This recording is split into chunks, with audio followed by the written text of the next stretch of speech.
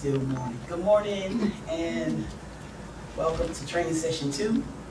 Coming to you live from Crossroads. I just like to say the Crossroads. I love it because understanding what the Crossroads is, it's just a place where daily decisions have to be made. Or if I was to say it another way, it's a place where decisions have to be made daily. It's the Crossroads, and as my sign says in the back, we have many decisions, but we only get one choice in life. And you can find that, search the word and find where that's located at. Good morning, good morning, good morning. I'm Dr. Tabitha on this morning, and I am excited about training session 2. I was asked to do this for the recording. I taught this lesson, I might have been on a Tuesday night on our self-study. But I love Kingdom first. I just want to open up by saying, welcome to training session 2 here at the Crossroads. I love what it is I do now. Yes. I am just as happy as I can be, and I truly do. I hope and I pray on today that I know that what I'm about to say is going to enlighten some. Some will probably see it in a different light, in a different way.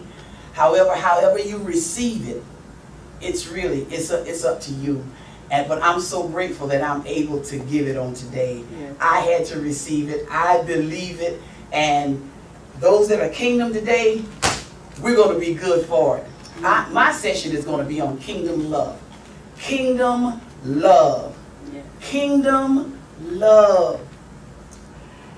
I first want to open up and ask you, if I was to ask you what's the definition of love, I guess I would probably get a lot of different answers. But I would probably get a lot of different answers because there are different types of love. And so you would probably give me an answer from the type of love that you're more familiar with, let's say it like that, the one that you really operate out of the most. And that's not the type of love that I'm talking about on today. I'm not talking about a man and a woman loving each other, but I will be talking in the Kingdom, that type of love, whereas it goes to a place in marriage. And I'm not talking about the filial love. I'm not talking about the love that comes whenever you have to deal with one another. People that you don't live with, that brotherly love. I'm not talking about that love on this morning either. And I'm not talking about the love that you have in your family. That's not the type of love that I'm speaking of on today either. And there are several other different types of love that we operate out of, some to a different degree. But it depends on the one that you live in the most, that you operate from. But I'm going to talk about a love on this morning, whereas it will be able to allow you to love in every area, and for you to venture out and to go into other types of love and still yet be able to give the type of love that's needed in whichever arena you find yourself in. Right. So if I was to give you a definition for the word love, the first thing that I would tell you is that it's a decision to meet the needs of another for life. And this is what's going to kill you. Yeah. Without expectation. Love can be defined as caring, and it also is anticipating a need and meeting it right now. What that means is that you can study a person, you can know what they need for tomorrow, and you provide it today. Okay. See, that's whenever you're able to anticipate what it is a person, you can look at them, you can know about them, and you can know what they might need on tomorrow, and you can present it to them on today. All you're saying is that I'm able to outthink you. You don't have to ask for anything because I don't let you. Man, y'all ready for this kind of love today, for real? So behind me, whenever I deal with Kingdom love, I wrote on the board, we always talk about agape love, and that is the kingdom love. The agape love is the kingdom love. And agape is true love. See, it's not your truth concerning what love is, Right. but it's you being able to accept true love. This particular love is true love. Let's see what it is. It's the manifestation of the inherent nature of God through the human spirit. Now, I took my time and I wrote the definition also on the board for the word inherent.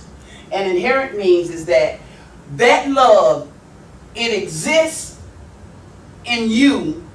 And I'm making it personal, and I'm making it, and I'm applying it to you in your life, because I know that a lot of people would say, I understand, I got it, that's me. So I'm going to include you in on this today, and then at the end of it, you can see whether or not, you really do have this. Inherent means that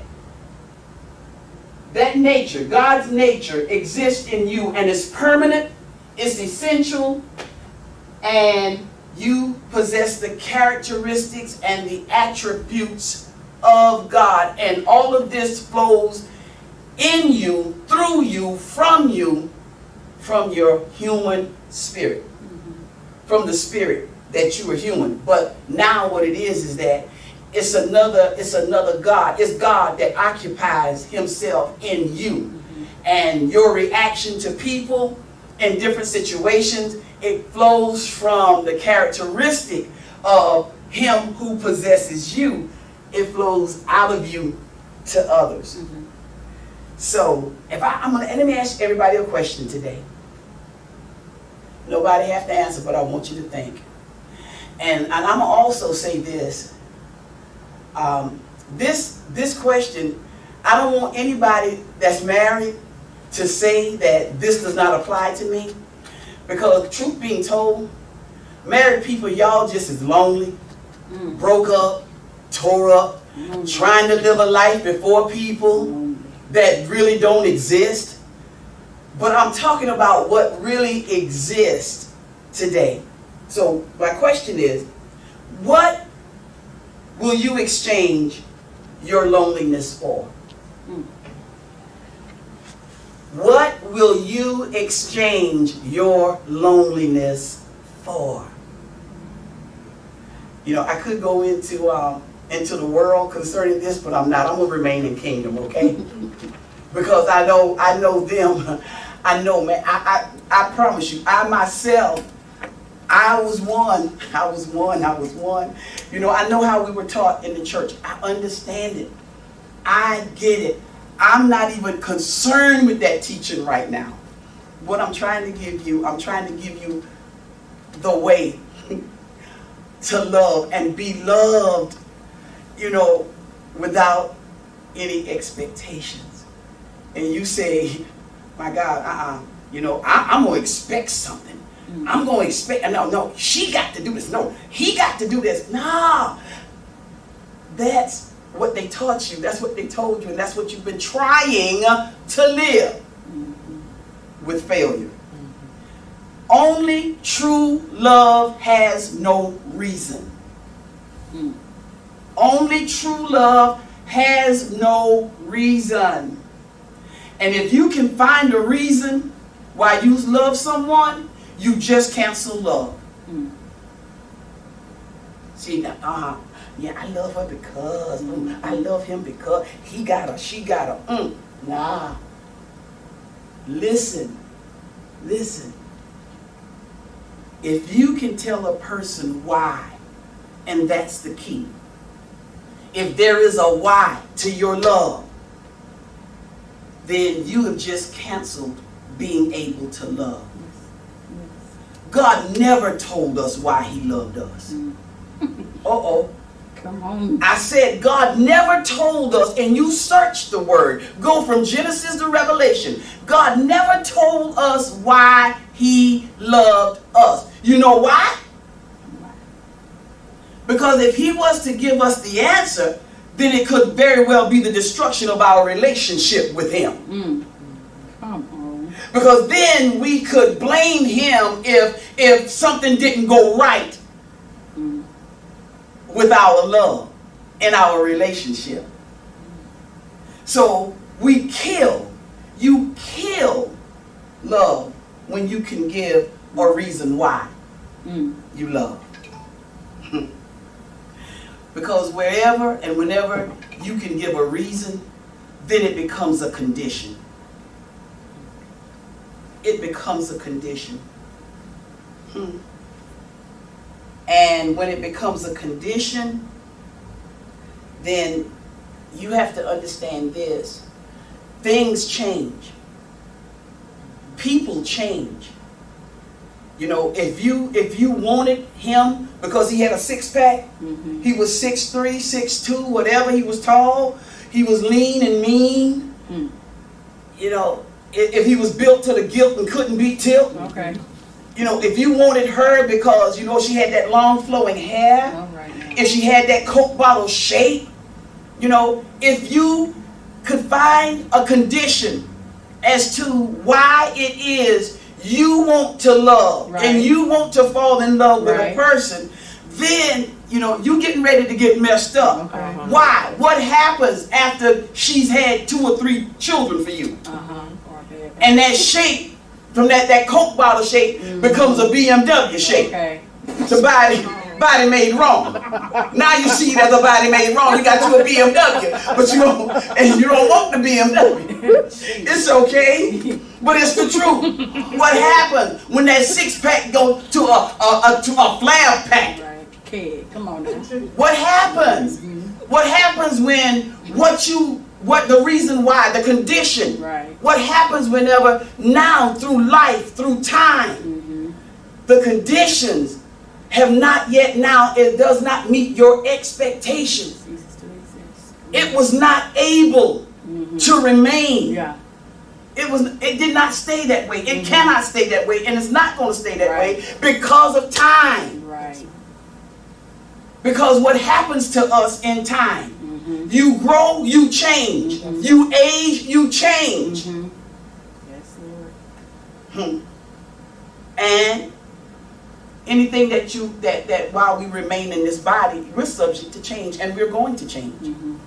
And because you lose the condition, because you lose the condition of the reason why, then in expectation, then the pressure is on. The pressure is on for you to, because, you know, you married or you wanted her or him because of what it was. Now the pressure is on. Now you find them always going to the gym, working out. They're taking vitamins. You know, they're trying to keep your expectation. They're trying to keep your condition. They're trying to live up to your conditions. And what's so funny about it is that they're trying to keep something that attracted them to you. And you're fighting not to change what eventually is going to change. And there's no matter how much you go to the gym, no matter how much you work out, no matter how much you eat right, no matter how much you buy different products to enhance your whatever it is you want to enhance on your body, no matter how many vitamins you take, no matter how much calcium you take, you know, your bones will get brittle. Yeah. Your hair will turn gray. Your eyesight may go dim. Your packs you will lose. That bottle shape will turn into another figure. The pressure then is on for you to keep something that over the course of the years that's going to change, the course of time. It's going to change. Remember what they told us, you all? Remember they told us, men and women both, you know, whatever it took to get that man, that woman, it's the same thing it's going to take to keep. What a lie. The way you start sometimes is not the way you end. Why? Because change comes and interrupts. Right. Change comes and it interrupts. And guess what? You cannot stop the interruption. Come on. Because you can't stop time. That's right. No matter how many, I don't care if you got money and you go to the plastic surgery, it does not matter. right. You will not stop the interruption of time in your life. Amen. Amen. It's okay. Because let's talk about what expectations does. Expectations create problems. Mm-hmm. And whenever you can't live up to the expectation, then disappointment sets in. Mm-hmm. See, as I said on this morning, I remember, Teddy Pendergrass. And Teddy Pendergrass was talking about, he said, just like this, y'all, I like to do it. He said, not 70-30, Mm-hmm. not 60-40. I'm talking about a 50-50 love, yeah. Mm-hmm. That's not even the love I'm talking about today. Because that love comes with expectation. And y'all was grooving to that, man. Y'all was grooving and moving. Mm-hmm. Hollering, yeah. No. Mm-hmm. Because anytime you can expect, I see you over there chilling, mother just laid back, great. It's all right. Old doctor can sing that thing, right? It's all good. But I'm serious when I tell you, anything put out as an expectation or a condition that you have to meet, it's all a possibility, and it's going to happen that they who put that on you will be disappointed in time. Mm-hmm. Mm-hmm. Disappointment says, in my expectations, you let me down. Come on. Come In on. my expectations, you let me down. Mm-hmm. And whenever they become disappointed, you become disappointed, then the next thing that happens, that's when division or divorce takes place. Die means two, and now visions. So now there's two different visions. I don't see as I saw before, because what I see I'm disappointed in, and now it brings about a division. And sometimes divisions leads to divorce, and divorce only ends up in the death of the relationship. Mm-hmm. All because of the number one thing that I said. You gave a reason. Yeah. Mm-hmm. When you can tell me why you love me, I'm in trouble. Come on now. I am in trouble because I already know I'm getting ready to face a whole lot of pressure. Come on now. And that's just too much pressure. Mm-hmm. To be able to live up to your standard of why it is, the reason why it is you love me. It's going to be what you expect of me, what you expect from me. That over the course of time and years and anything else that comes into play, that's going to change me. Mm-hmm. And I understand that I'm going to change. Yeah. And I understand also that I will never be able to continue throughout the life living to live up to your expectation. Mm-hmm. So, God didn't give a reason. It said, He said, for He so loved Yes. that He gave. Yes. He didn't tell you why. Yes, Lord. Thank you, Jesus. So why are you trying to tell me why?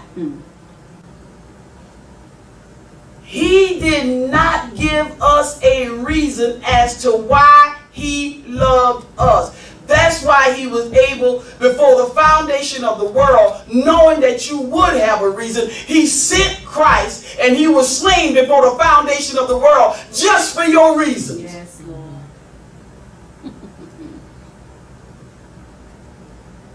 Just for your reasons.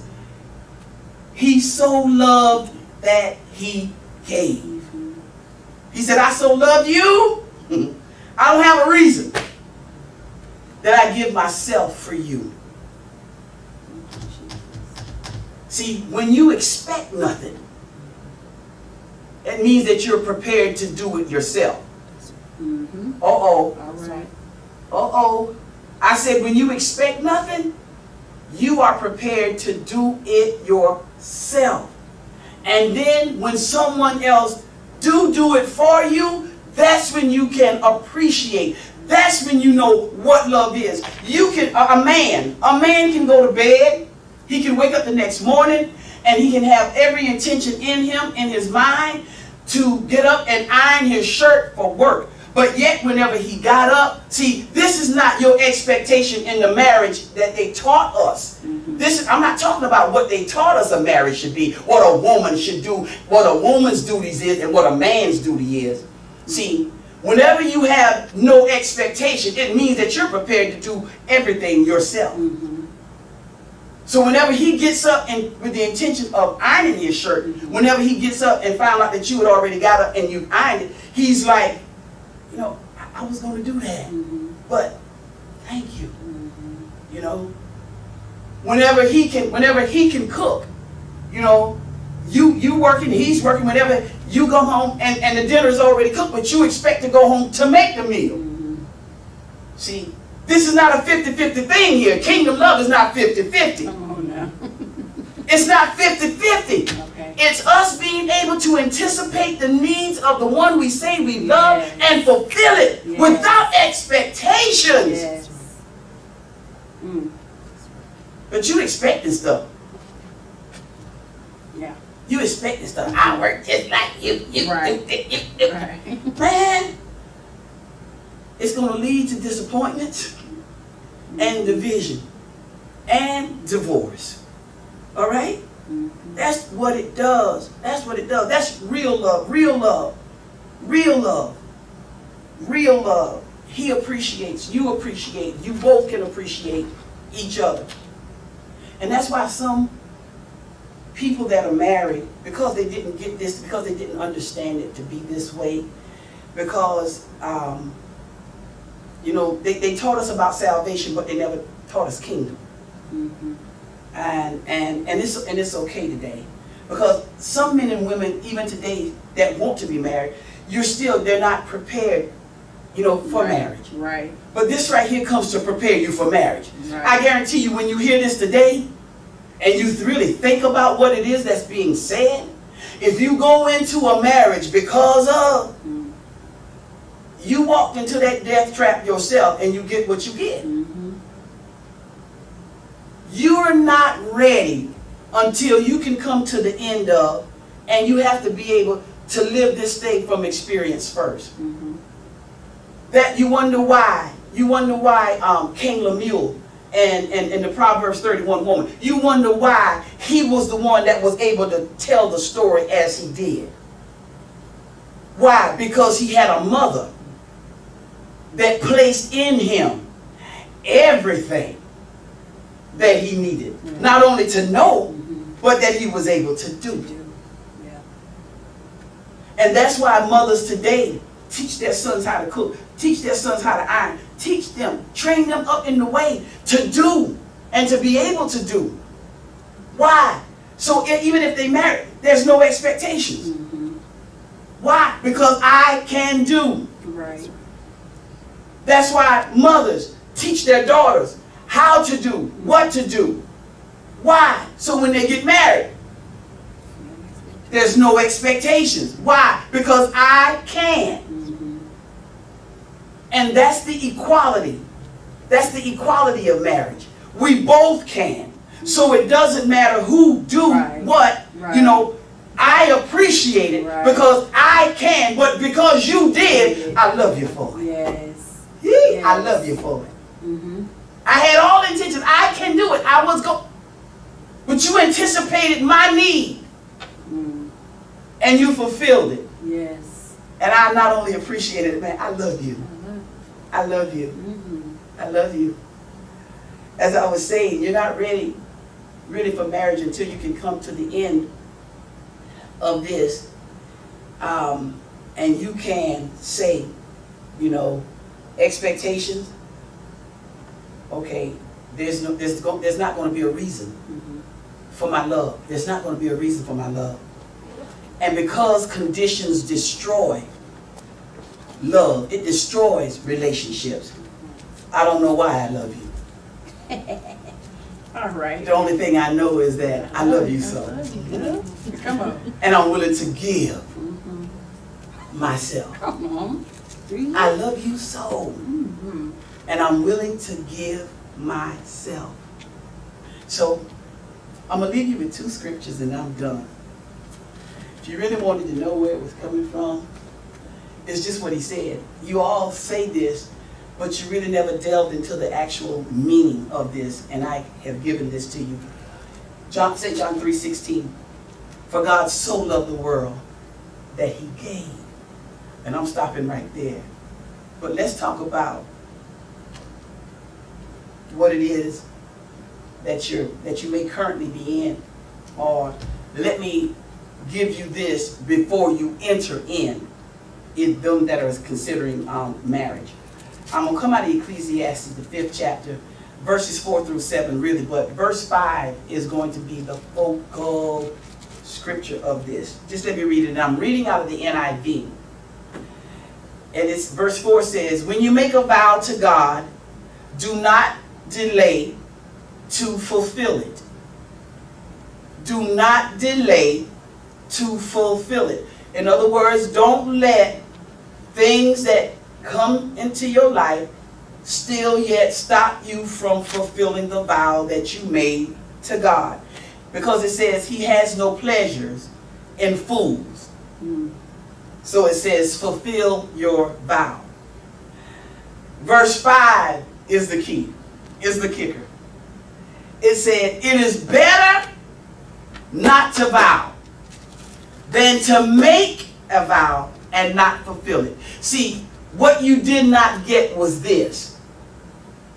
Whenever you married and you were saying those vows, see, you make promises to people, but you make vows to God only. All right. The vows were made to God only. You thought you were making it to each other. You were in the sight of God. You were, so the vows that you were making, the vows were made to God. Okay? What we are saying in and whenever we get married to God is this, from those vows. If I don't keep these vows, then you can judge me. Oh my God. See, a lot of people was playing with marriage, not knowing, what was real about marriage. You're saying in the vows, if I don't keep these vows, God, then you can judge me. And you don't know what the judgment of God will be on your life concerning not fulfilling your vow. I hear you and I don't care. I hear what you're saying and I don't care. I'm only talking to kingdom people. All right. You good. You good. So verse 6 says, Yes. do not let your mouth lead you into sin. Okay. And do not protest to the temple messenger, my vow was a mistake. Why should God be angry at what you say and destroy the work of your hands? It says, much dreaming and many words are meaningless. Much dreaming and many words are meaningless. Therefore, you need to fear God.